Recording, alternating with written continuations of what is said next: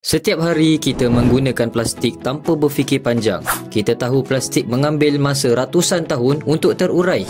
Tetapi persoalan yang lebih penting ialah apa sebenarnya berlaku kepada plastik selepas kita membuangnya dan bagaimana perjalanan itu akhirnya memberi kesan kepada kehidupan kita. Kisah plastik tidak tamat apabila kita membuangnya. Ia bermula semula. Plastik sekali guna sangat ringan, mudah diterbangkan angin dan selalunya tidak berada di dalam tong sampah dengan betul. Apabila hujan turun, air mengheret plastik ini ke longkang, kemudian ke parit dan masuk ke sistem perparitan. Tahukah anda sebanyak 80% sampah laut sebenarnya datang dari daratan? Ini bermaksud kebanyakan plastik yang kita lihat terapung di laut bukan dibuang di laut, tetapi berasal daripada bandar, pasar, kawasan kediaman dan tepi jalan kita. Apabila plastik memasuki sungai, ia tidak berhenti di situ. Arus air membawanya mengalir tanpa henti. Jika tidak ditangkap atau dibersihkan, plastik ini akhirnya sampai ke laut. Di sinilah perubahan besar berlaku. Plastik tidak mereput seperti daun atau kayu. Sebaliknya, ia pecah menjadi serpihan yang semakin kecil. Apabila terdedah kepada cahaya matahari dan hentaman ombak, plastik mula pecah menjadi cebisan yang halus dipanggil mikroplastik, iaitu serpihan kurang daripada 5 mm.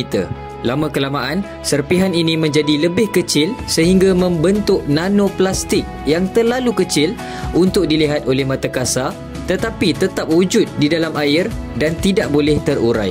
Dalam lautan, mikroplastik terapung bersama plankton atau tenggelam perlahan ke dasar. Ikan, udang dan kerang sering tersilap menganggap mikroplastik sebagai makanan. Serpihan halus itu terkumpul di dalam tubuh mereka kerana ia tidak boleh dicerna. Dari sini, mikroplastik mula memasuki rantai makanan.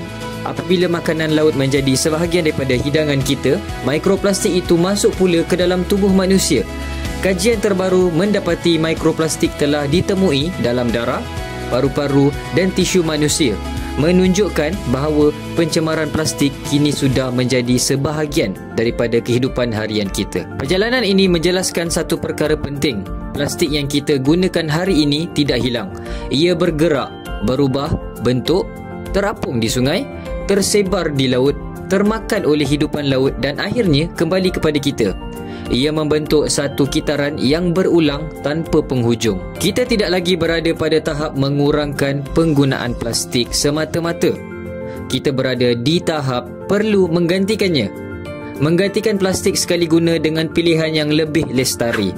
Membawa botol air sendiri, menggunakan bekas makanan boleh guna semula, membawa beg kain atau memilih produk dengan pembungkusan minimum. Langkah ini kelihatan kecil tetapi sebenarnya menghentikan kitaran plastik daripada terus kembali kepada kita. Plastik tidak pernah hilang, ia hanya pulang semula kepada sungai kita, kepada laut kita dan kepada tubuh kita. Tetapi dengan pilihan yang betul, kita mampu menghentikan kitaran ini dan memastikan bumi lebih bersih untuk generasi akan datang.